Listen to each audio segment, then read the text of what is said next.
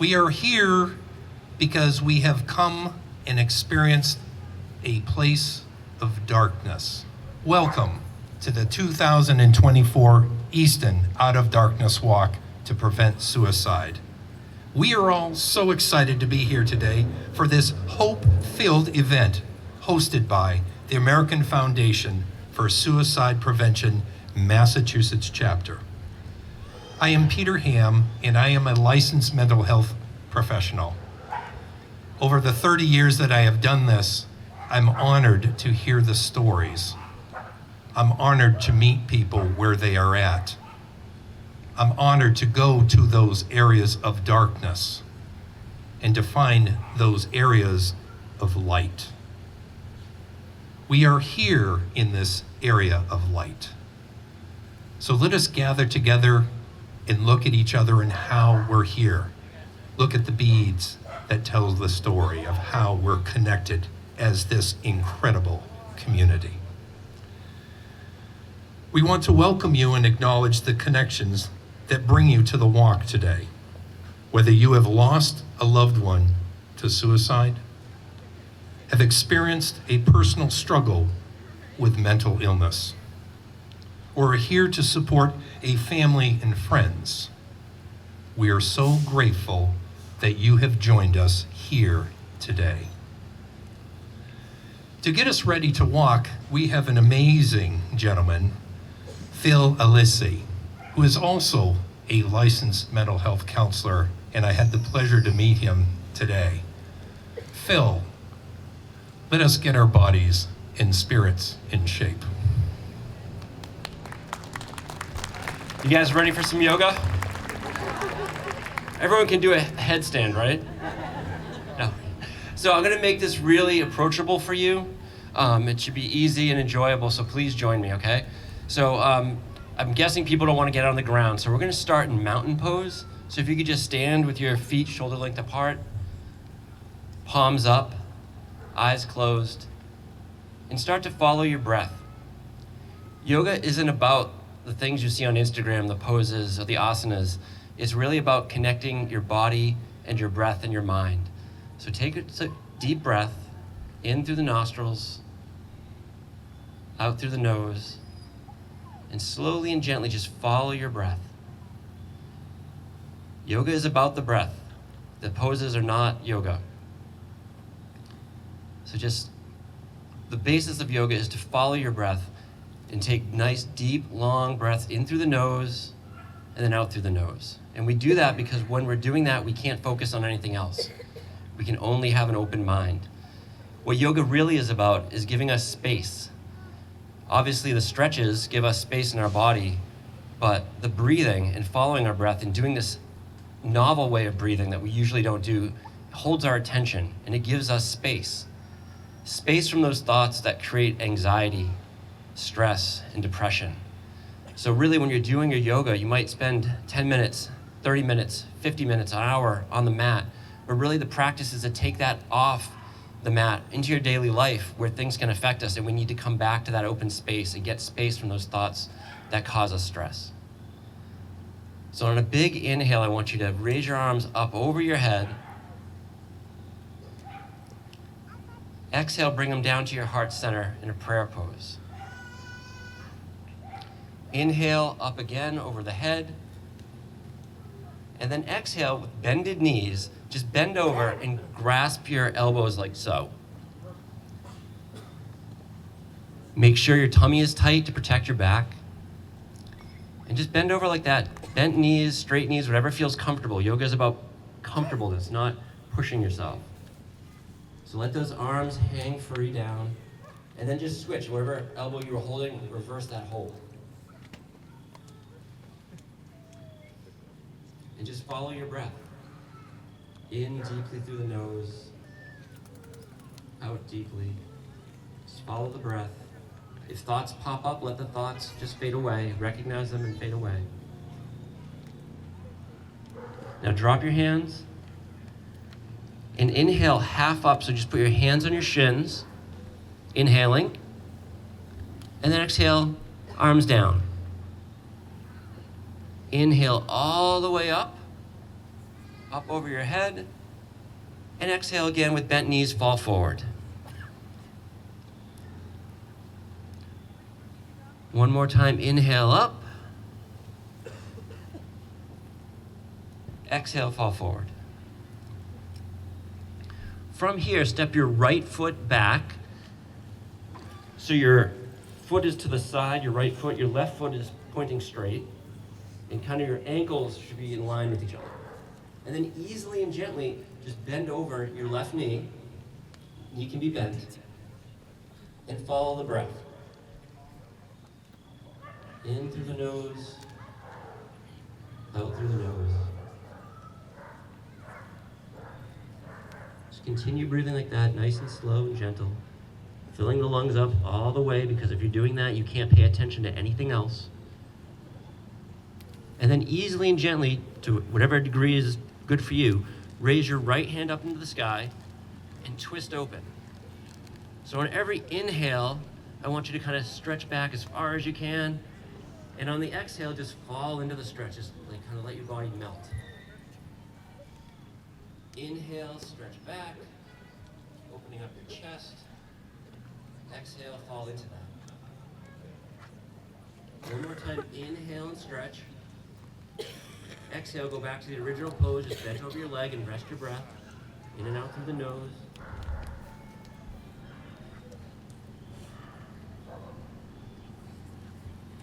And then easily and gently step your right foot forward, put your left foot back where your right foot was, and bend over the right knee. And again, just following your breath. In through the nose, out through the nose. Nice and gentle. When you're ready, on a big inhale, stretch that left arm up to the sky. And exhale, sink into the stretch. Inhale again, twist. Open up the chest. Exhale, sink into the stretch. Inhale one more time. Stretching. Exhale, relax. Step your left foot forward. And again, just go back to bent knees over your legs. Head and neck are free, following your breath.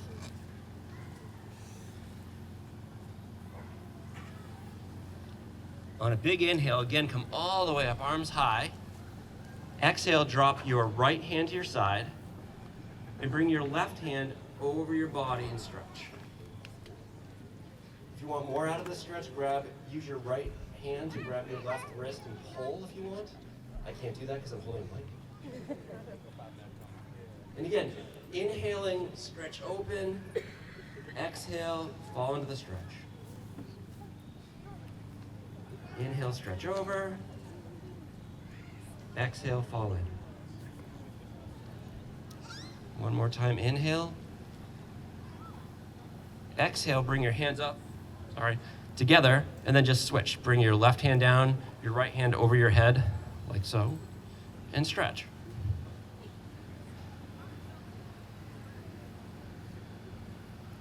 Inhale. Exhale, sink in. Inhale, stretch. Exhale, sink. Inhale, stretch. Exhale, sink. And then on a big inhale, bring your hands back up. Hands are high, stretch back if you can. And exhale forward, down to the ground. And then easily and gently come back up to your mountain pose, eyes closed, and just continue to follow your breath and relax. I'm going to tell you two stories now. One is a story about a psychologist botanist. And the psychologist botanist did an experiment where he took 3 different seeds and planted them in a bowl. And he did the same thing to these seeds every day. He watered them the same, he put them in the same light. The only thing he did differently was he would say things to the seeds. The first seed, he would say, "You're a beautiful plant, an amazing plant, I love you." The second plant, he'd say, "You're a stupid plant, you're an ugly plant, I hate you." And the third one, he just sat there and grilled it. He didn't do anything to it. And something really interesting happened. What happened was over time, the plant that he spoke to and said it was beautiful and amazing grew to be a beautiful, amazing plant. The one that he said was ugly grew ugly and deformed. And the one he didn't talk to at all didn't really grow at all. And so the point of this story is, and it was actually a true experiment, is that words matter, right? So the things that we say to others matter. The kind words we give to others matter. But more importantly than that, who says the worst things about you? Yourself, right? So it's really important for us to be good gardeners, to take care of ourselves, to say kind things to ourselves. And if we know someone who's struggling and they can't be a good gardener to themselves, to really focus on being that for them, because words do matter. The second story is a personal story. 2 years ago, I lost my best friend, someone who I knew for over 30 years, to suicide. And it devastated me, and it devastated my family. And it took a long time and a lot of therapy to work on that and to get through that. But for all of you here that have lost someone, you know that work does not stop. I got here at 7 in the morning and ran 6 miles because that's my work. That's what I need to do to be mentally healthy and to help other people. And so with that, I want you guys to get out on that get out on that course and do your work today, because the work doesn't end. Thank you. Namaste.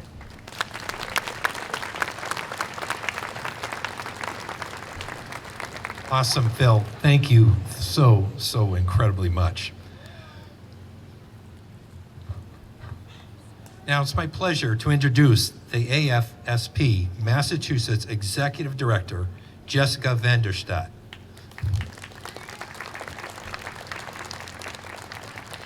Good morning. Wow, it is incredible looking out on this field today and how many people are here. And we could not have asked for a better, beautiful day. My name is Jessica Vanderstadt. I'm the Executive Director of the AFSP Massachusetts chapter. About 14 years ago, I became involved in AFSP at a walk just like today. It was in San Diego, California, about 6 months after I lost my dad to suicide.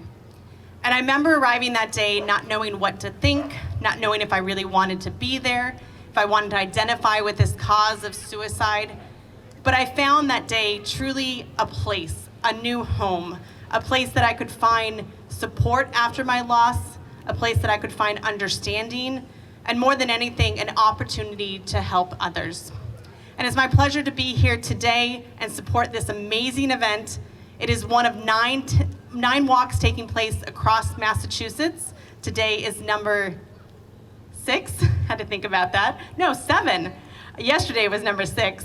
And it's one of about 400 taking place across the nation in September and October. So thank you for truly being part of a national movement to prevent suicide.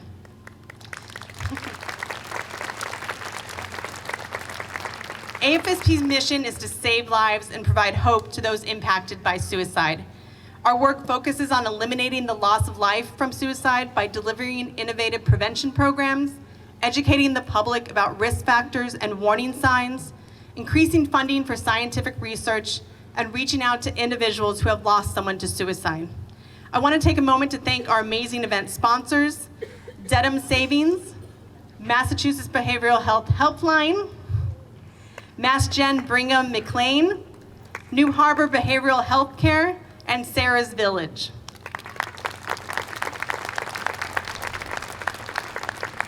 I also want to recognize Polar Beverage and Nassif Marketplace for stocking our food and beverage tent, the Loop Lab for providing photographer services at all of our walks this year, and Siegel Productions for also providing music and sound at all of our events. It truly takes a village to put on an event of this size, and as you walk today, remember your support helps save lives. Now it's my pleasure to introduce 2 of your 3 tri-chairs for this event, Nicole and Leanne.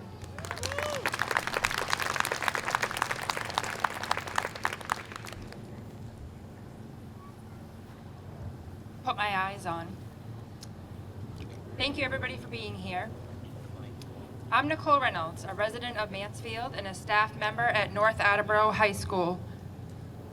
I lost my mother to suicide when I was 17 years old. I was a junior in high school on the varsity field hockey team as a goalie. I'm here today with my 3 beautiful girls, Autumn, Annabelle, and Ayla, and my wonderful junior high crush of a husband, Will Reynolds. I support this cause to bring awareness to all. I want you to know that it's okay to not be okay. I want everyone to feel like they can talk about what they're feeling. By being here today, you're part of a national movement. Today, we are truly together to fight suicide. As we prepare to walk today, please keep a few things in mind. The full route is one loop, 2.9 miles total. We do have a shorter option. There'll be some volunteers in the back around the castle to help you. This is not a race. Take your time. We will not have a closing ceremony, but when you return, please enjoy this beautiful day and some time together. In addition, please stop by our community partner tables and all other booths before you leave to make sure you check the raffle tent as well to see if you won. And now to Leanne.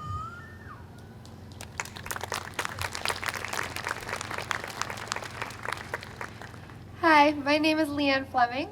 I got involved with AFSP about 8 years ago. I had lost a friend to suicide right before our senior year of high school, and I wanted to find a way to get involved and help others who may be struggling. So I want to thank everyone for coming here today, friends, family, people of the community. So thank you guys. Give yourselves a round of applause for all being here today. I would also like to take a moment to recognize our walk chair, Carrie, who could not be here today, and our amazing event volunteers in gray t-shirts and walk committee in black hope t-shirts. Give them all a round of applause.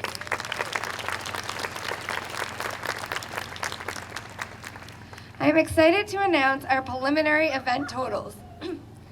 We have 618 participants signed up today. That is the largest number we have ever had for the Easton Walk. And as of this morning, we have raised $103,911. Remember, you can continue to fundraise online until December 31st. Now we announce our top fundraising teams.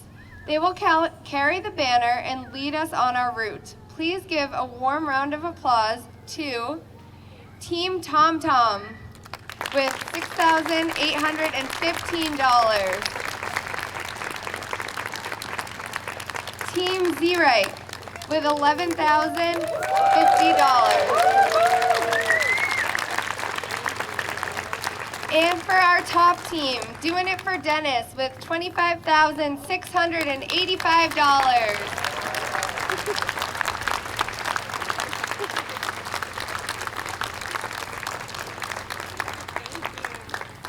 Doing it for Dennis? There you are. Another amazing year. Thank you.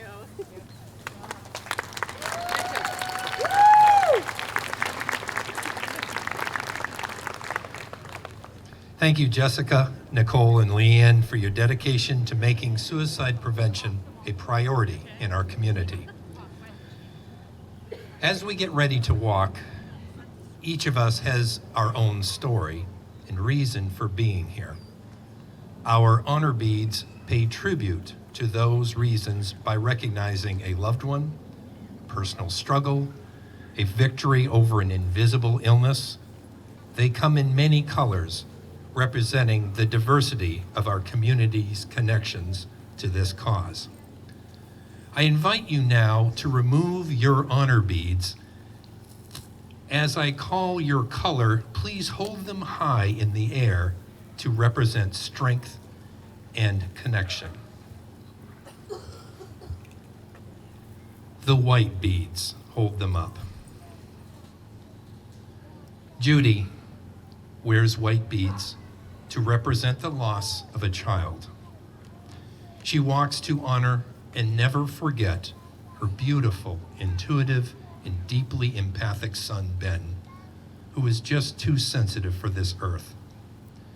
Ben ended his life at 18 years of age after a lifetime of struggling with the stigma of mental illness and bullying. Judy started a nonprofit organization, Ben Speaks Louder Than Words, to provide resources and tools to help all teens to thrive in life. Ben is dearly missed by his mom, dad, siblings, and extended family every day. The red beads, hold them up. Molly wears red beads representing the loss of a spouse or partner. She wears them to honor Will, who died in September of 2020. Will was a meteor whose light started off small, but then shined all at once. He is remembered for his laugh and his humor. Molly walks today in honor of their love. Orange beads. Jen is wearing orange beads to represent everyone who has lost a sibling. Jen's brother Teddy took his life in May of 2017. Losing a sibling can often feel like a loss of self, losing not just a shared history, but also the future you imagined together, while relearning your role within your family and the world. Through the support and community of AFSP, Jen has found hope and healing in honoring Teddy's memory and helping others. Purple beads, hold them up. Kate wears purple beads to represent the loss of a friend or relative. Kate wears these beads in memory of a dear friend, Chrissy. Chrissy was truly one of a kind. No one better, as her friends say. Kate wishes she could see the love and admiration they still hold for Chrissy. You are missed, beautiful angel, gone but not forgotten. Silver beads.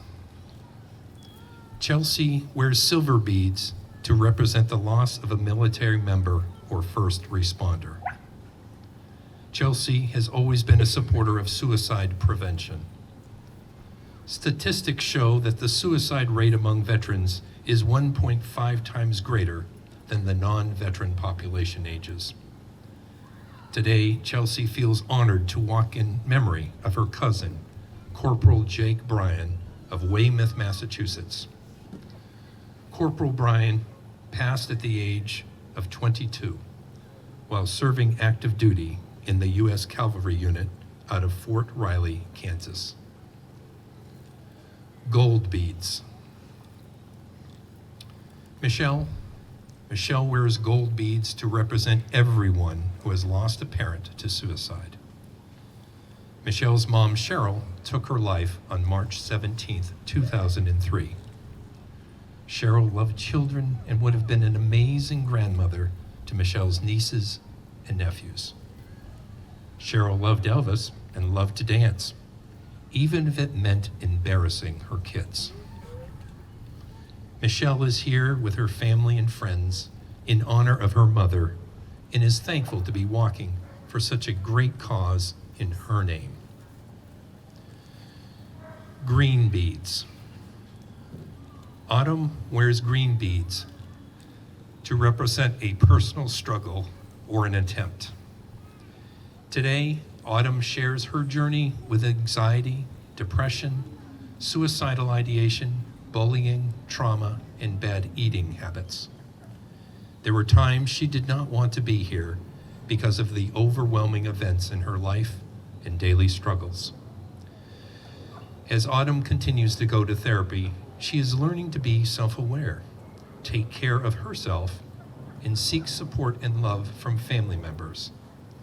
It certainly has not been easy, but she has realized how strong she is and looks forward to what is next. Autumn. Hi everyone, I just wanted to say a little thing. If you're struggling, please reach out to someone you trust or reach out to 988. I've personally used them and they are very helpful. You don't have to go through it alone, and I've hoped that I've made a difference in speaking today, especially in teens, because it is a common struggle for kids my age. And although I am talking about mental health struggles, I want to give a shout out to my mom, Nicole Reynolds, who ran this walk, who helped run it. I'm a strong woman because she raised me, and she's been there for me more than anybody else, and I just want to appreciate her because she's amazing. I love you.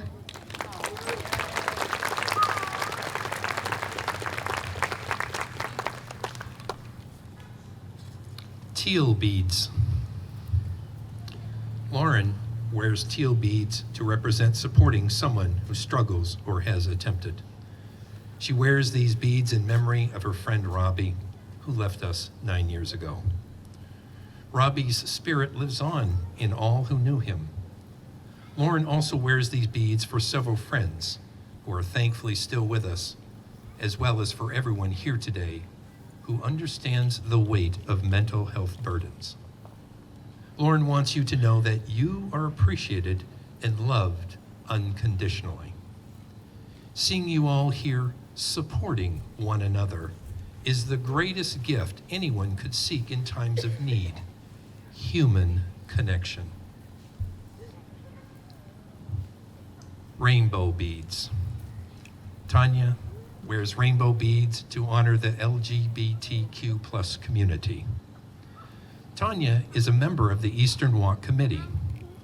She is dedicated to supporting anyone who struggles with mental health conditions or suicidal thoughts, regardless of their gender identity, gender expression, or sexual orientation. Tanya walks to honor anyone that has left this world because they felt like they could not be themselves. Blue beads. Leanne and Nicole wear blue beads, like all of us, in support of the cause. Leanne and Nicole are our Eastern Walk co-chairs and board members for this AFSP Massachusetts chapter.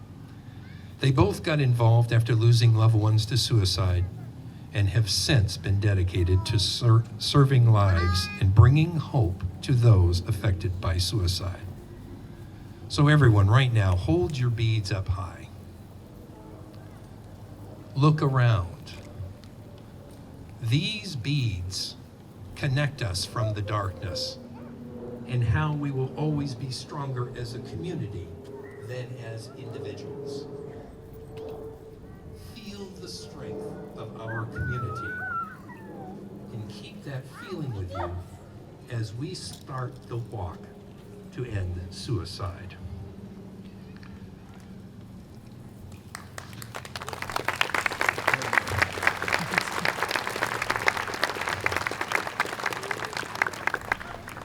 So let's take another deep breath. Inhale and exhale. Regardless of where you are in life's journey, you are welcome here in this community. So let's begin things. Let's join by getting behind Do It for Dennis and head toward the blue flag in the field as we put one foot in front of the other and take steps to bring suicide out of darkness.